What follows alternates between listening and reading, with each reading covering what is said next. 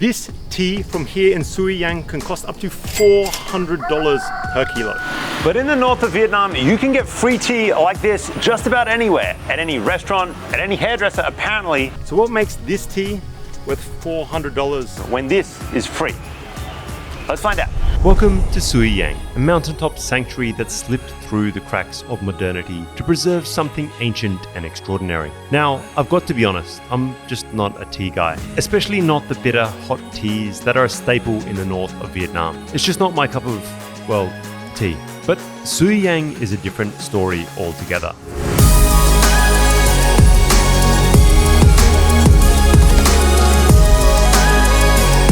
Nestled high above the clouds, this place is a world apart from the rest of northern Vietnam. Forget the postcard perfect karst mountains and the terraced rice fields that you've seen 1,000 times. Here, it's just as stunning but in different ways. Rolling mountains of perfectly manicured tea trees.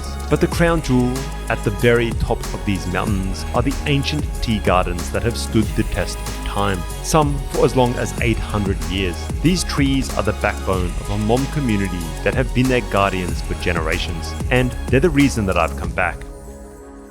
And these trees don't even exist down the bottom of this mountain. They are 100% unique to Suối Giàng, which is sort of a small village at the top of the mountaintops. Today, I'm meeting up with Hoa, a friend whose family has been in the tea business for generations. She's promised to pull back the curtain on her family's tea garden and show me why this tea is worth its weight in gold. So the mission now is to pick enough tea in between squalls of rain so that we can see the entire tea roasting process. We're currently walking down a sort of tea garden of sorts surrounded by these 200-year-old trees, and it is beautiful, and I'm just hoping that the rain holds up. The trees are so ancient and towering that Hoa and her friend have to literally climb them to pick the freshest leaf buds. The tippy tea, as you aficionados might say. Most of these trees are between 200 and 500 years old, and it's a laborious, meticulous process.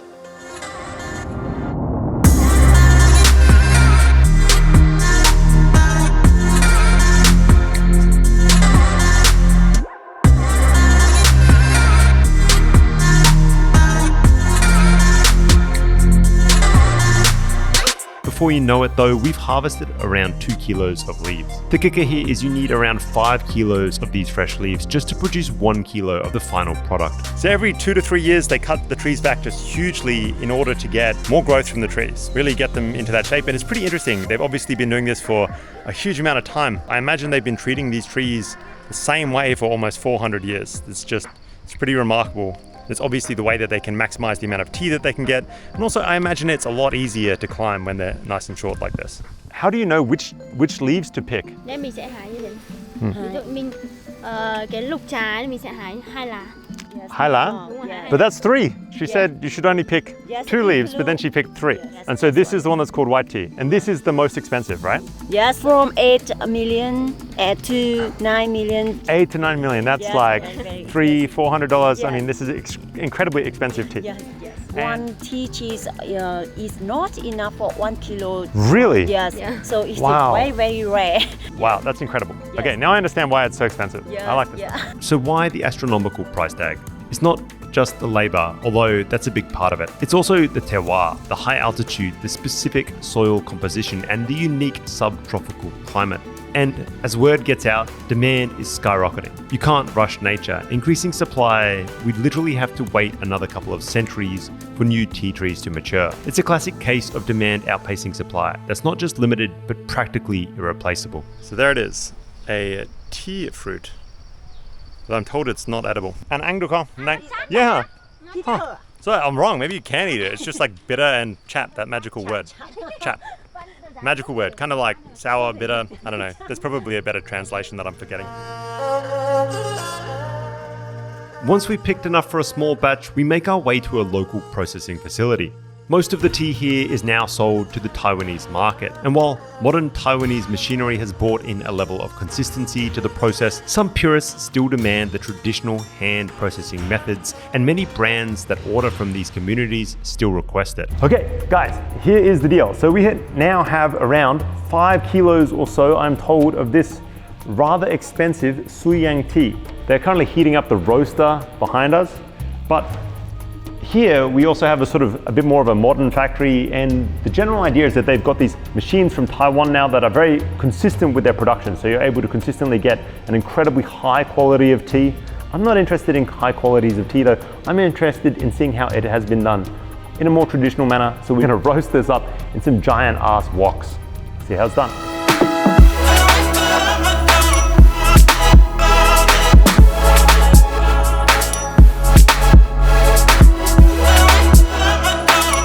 This method requires skilled workers. Large wood-fired roasting pans are heated to an exact temperature, and the tea is carefully roasted. This looks really tiring. How long does she have to do this for? 5 hours for 5 one hours? time. Yes. Mai ơi, em có cảm thấy mệt không?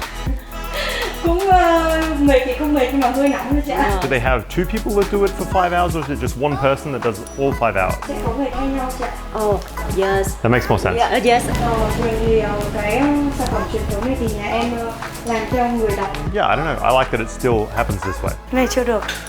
Phải đến lúc nào mà mình làm mà mình bẻ mà nó không gãy, mà nó dẻo này là sẽ bắt đầu vỏ được. Once all this roasting is complete, skilled workers then take the fresh leaves and press them by hand. This process breaks down the cell walls, releasing oils and enzymes that are key to the tea's final flavor and aroma. It also gives the leaves a uniform shape, making them easier to package and brew. This is a straightforward but essential step that has significant impact on the final product. Before we dive into the tasting, Hoa takes me on a tour of her family home. It's a living museum, a snapshot of a way of life that's remained remarkably untouched, even as Vietnam races into the future. Traditional wooden houses, self-sustaining gardens, and even a lesson in traditional hemp clothing from Hoa's mother.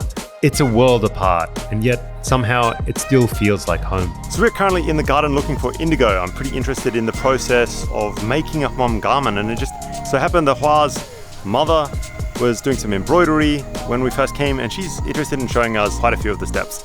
And right here, it's pretty cool. You just go out back, find some indigo, take it out of the ground, and that's what we use for the dye. In amongst the pigs, some big pigs, 5 of them. I don't know.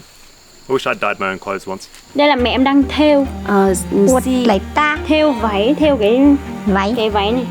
Nó sẽ là làm từ cái này, sản phẩm này thành một chiếc váy hoàn chỉnh thì giá của nó sẽ là 2 triệu. Có nghĩa là mẹ em thì từ 7-8 tuổi là đã bắt đầu tập làm. Từ em này, mẹ em là sinh ra và lớn lên thì đã là ở người Suối Giàng này rồi. Nghĩa là ngày xưa khi mà tê xin mặc khứ khi mà mẹ em còn nhỏ thì là cũng lúc đấy chưa biết là phát triển trà ấy. Thì lúc đấy còn nghèo khổ.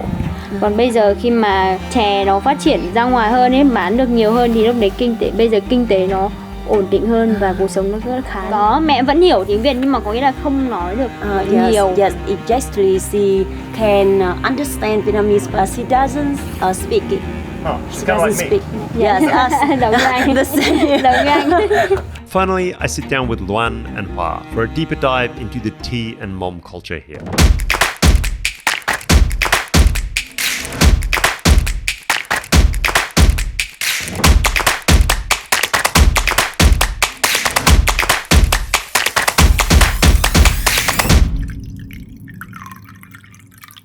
This is the first time. Yeah. Okay, should we try?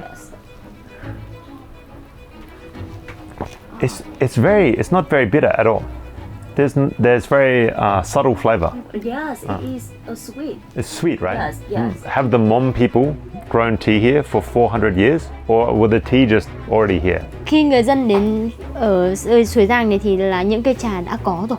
Có nghĩa những cây trà nó đã có từ trước đây rồi. When did you start drinking tea? Mình uống trà từ bé. Did your family always pick tea? Oh, yes. Do they sell the tea directly to people, or do they sell it to like a larger company? Cái nguồn trà này thì sẽ là ở đây sẽ có xưởng trà thu mua của người dân.